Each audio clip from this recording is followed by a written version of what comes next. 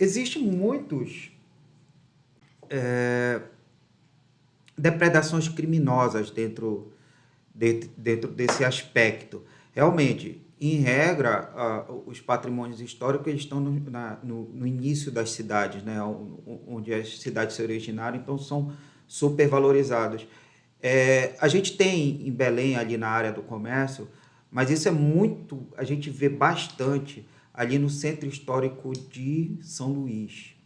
O que eles fazem? São aqueles prédios só a fachada, geralmente a porta aberta, uma porta grande aberta, em que se destruiu todo o patrimônio histórico por dentro, ele serve para estacionamento.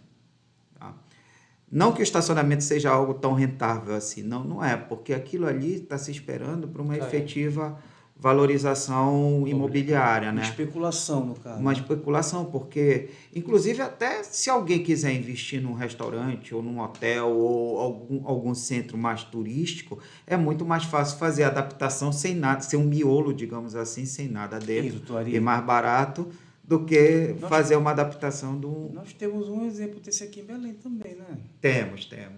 Não vou falar aqui o nome, mas existe uma cervejaria famosa aqui que, né? Só é a fachada que foi ali preservada, porque dentro ele é todo modificado, né? Mas aqueles imóveis, bom, enfim, aqueles imóveis, eles estavam... Aliás, é interessante aquele local, né? A gente estava comentando sobre os trajetos que estavam, sobre a parte histórica.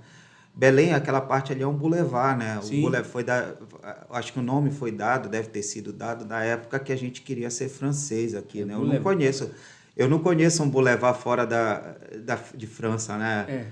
E aí se fizeram um bulevar Castilho França, inclusive. É verdade, Mas aqueles imóveis... Mas E aqueles imóveis, eu não sei como era que estava anteriormente lá, esse específico, e do lado tem o Senai, o Senai tem uma restauração muito boa, muito bonita também, né? Senai, o Senac. E aqueles imóveis, estima-se que 80% dos imóveis históricos do centro eles estejam desocupados. É um índice altíssimo, né? E particularmente aqueles imóveis, eles estavam caindo ao pedaço. Eu não sei efetivamente qual era o grau de deteriorização. Eu acho que todos eles, doutor Arito, eu acho que todos eles estavam. E se a gente for para aquela rua de trás, que é a Gaspaviana, é pior, a situação é pior ainda. Mas isso não é questão só de Belém, né? Eu acho que isso é uma realidade do Brasil todo. Aí vai naquela máxima dos incêndios, né? Que a gente entende. Normalmente as pessoas abandonam, deixam os moradores de rua utilizarem e do nada acontece um incêndio que acaba com tudo. Mas teve um incêndio. Na Gaspaviana teve incêndio que atingiu três imóveis, não foi? Isso daí não é uma coisa do Pará, isso aí já é uma coisa que acontece no Brasil. Sim. A pessoa às vezes adquire esse imóvel já pensando futuramente em fazer isso, entendeu? Ele abre, deixa acesso livre, aí vai morador de rua, aí vira uma certa bagunça ali, para não poder identificar, e do nada acontece um acidente e vem um incêndio. Aí acaba com tudo. E Paulo, eu faço a seguinte digressão. Às vezes você tem um imóvel que ele nem é tão antigo. Sei lá, eu posso falar que década de 70, década de 80, em que você usou, na época em que você comprou, construiu, você usou uma fiação que era a moderna na época. 20 anos, 30 anos depois, essa fiação está completamente ultrapassada. Sim. Eu estou falando de um imóvel da década de 70 e de 80, olha só. Vocês já imaginam um imóvel desse, que é da década de 20?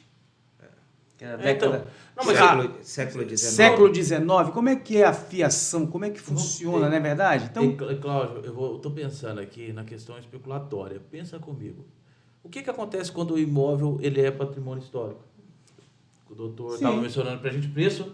Vai lá para baixo, é verdade. Se a pessoa pega e tira essa característica de patrimônio histórico, ele ganha. Só para efetivação do não patrimônio histórico, ele já vai ganhar. Então, ou seja, esses imóveis que têm essa condição, que já estão prestes deixar de ser um Doutor, ali, patrimônio histórico. aquele ali, o Belo Centro ali, aquela Santo Antônio, João Alfredo ali, também é tombamento coletivo ali? É,